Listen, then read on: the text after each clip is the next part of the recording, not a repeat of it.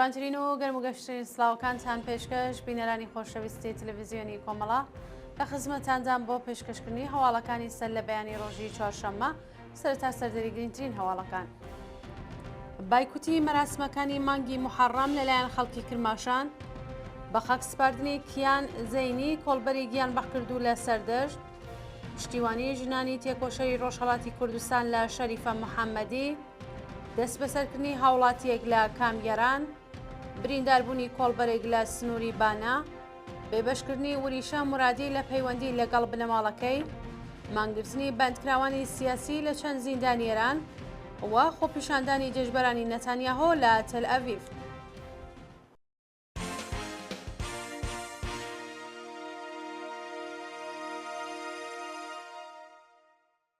درێژێ هەواڵەکان بایکوتی مەراسمەکانی مانگی محەڕەم لەلایەن خەڵکی کرماشان بەپێی هەواڵی گەیشتوو لە ماوەی 10 ڕۆژی سەرەتای مانگی محەڕەمدا خەڵکی کرماشان کەمترین بەشداریان لە مەراسمە مەزهەبیەکانی ئەو مانگەدا کردووە.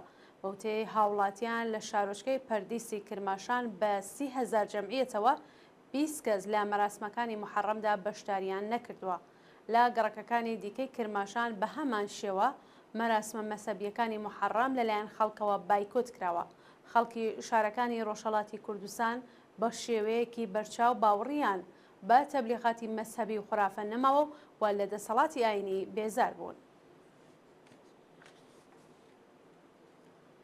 بە خەک سپاردنی کەیان زەینی کۆڵبەری گیان بەخکردو لە سەردەشت ڕۆژی سێشەممە 26 پوشپەڕ مەراسمی بە خاک سپاردنی تەرمی کیان زەینی کۆڵبەری گیان بەخکردو بە تەقەی هێزەکانی ڕژیم بە بەشداری بەرینی خەڵک بەڕێوەچوو.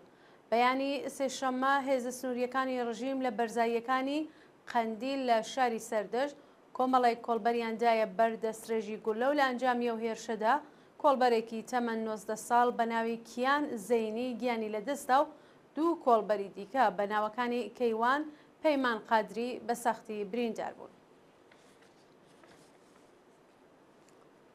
پشتیوانی ژنانی تێکۆشەری ڕۆژهەڵاتی کوردستان لە شەریفە محەممەدی ڕۆژی سێشەممە 26 پوشپەڕ کۆمەڵێک لە ژنانی تێکۆشەری ڕۆژهەڵاتی کوردستان لە چەند چالاکی جیاجیادا پشتیوانی خۆیان لە شەریفە محەممەدی و هەموو چالاکانی ژنی بەندکراو لە گیلان دەربڕی. ژنانی ئازادی خواز لە چەند شاری پارێزگاکانی کرماشان و کوردستان وێڕای شەرمەزارکردنی حکمی ئەعدامی شەریفە محەممەدی وازیاری هەڵوەشاندنەوەی ئەو حکمە و ئازادی بێشەرت و مەرجی ئەو چالاکە کرێکاریە بوون.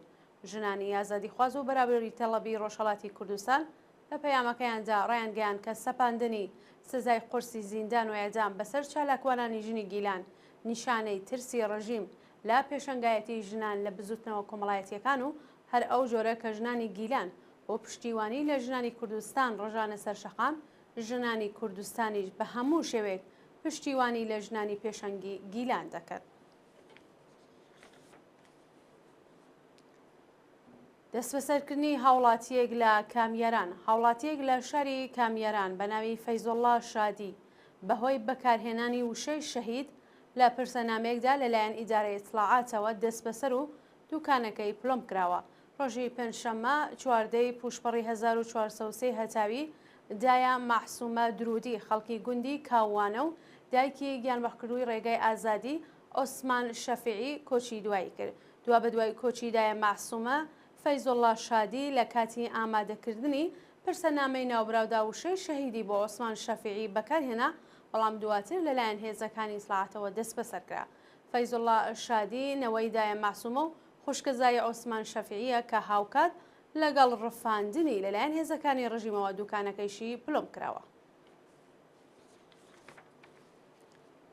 برینداربوونی کۆڵبەرێک لە سنووری بانە ڕۆژی دووشەممە 25 پوشپەڕ کۆڵبەرێکی خەڵکی بانە بە ناوی سیروان ڕەسووڵی تەمەن 32 ساڵ بە تەقەی ڕاستەوخۆی هێزەکانی ڕژیم لە سنووریە و شارە بریندارکرا.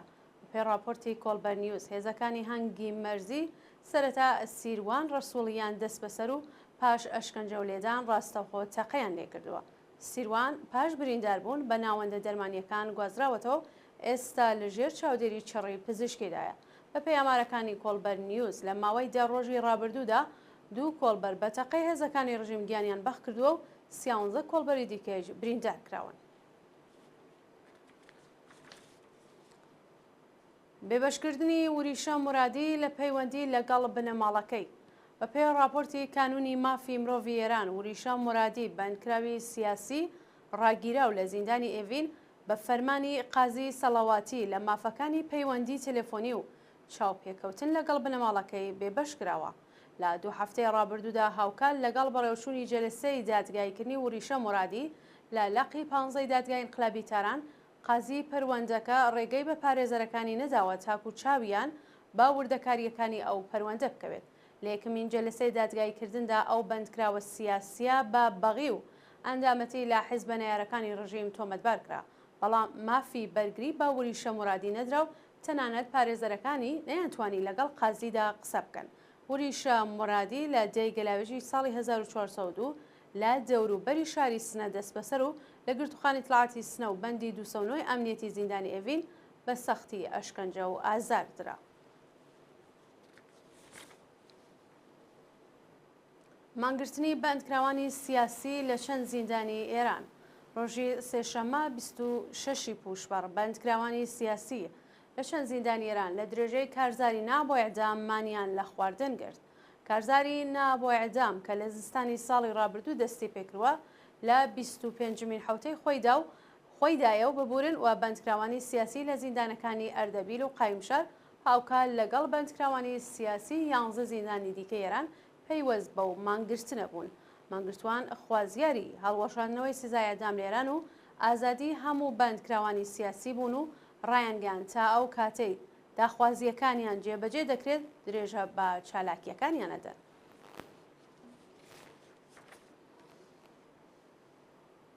ناڕزایەتی خەڵکی جیرۆف لە ئاست کەمی ئاو. دانیشتوانی شارستانی جیرۆفت ڕۆژی سێشەممە 26 پوشبەر لە ئاست بڕینی بەردەوامی ئاو با یەخنەدانی بەرپرسانی ڕژیم بە کێشە و گرفتەکانیان ناڕزایەتیان دەربڕی. بەوتەی ناڕازیان لە ماوەی 24 کاتژمێردا تەنیا 2 ساعت ئاویان هەیە و دانیشتوانی هێندێک لە گەڕەکەکان وەکو شارۆچکەکانی دەوروبەری ئەو شارە 48 بۆ 72 ساعتی بەردەوام ئاویان نییە. هەروەها گەڕەکە هەژانشینەکان لە ئاوی لوولەکەشی بێبەشن و ناچارن لە شوێنەکانی دیکە ئاودابین بکەن. دوا هەواڵمان سەبارەتە بە خۆپیشاندانی دژبەرانی نەتانیاهۆ لە تل ئەڤیڤ. ڕۆژی سێشەممە 26 پوشبەر هەزاران شارۆمەندی دژبەری دەوڵەتی نەتانیاهۆ بۆ جارێکی دیکە ڕۆژانە سەر شەقام و خوازیاری ئاگربەستی هەمیشەیی بوون. بە پێی راپۆرتی میدیاکانی ئیسرائیل، هێرشەکانی ئەم دواییانەی ئەرتشیە وڵاتە بووەتە هۆی شکستی دانوستانەکانی ئاگربەست لە وڵاتی میسر و بە سەدان فلستینی لە هێرشە ئاسمانیەکاندا کوژرا و بریندار بوون. بنەماڵی دیلەکانی دەستی حەماس و هەزاران شارۆمەندی دژبەری شار لە ئیسرائیل بۆ جارێکی چەندم و هەروەها بۆ جاری دیکە لە شاری تل ئەڤیڤ خۆپیشاندانیان کرد و خوازیاری ئاگربەستی هەمیشەیی و ئازادی هەموو دیلەکانی دەستی حەماس هەروەها دەست لە کارکێشانەوەی نەتانیاهۆ بوون. بینەرانی خۆشەویست هەواڵەکانتان پێشکەشکرا، هەر شاد و بەختەوەر بشین.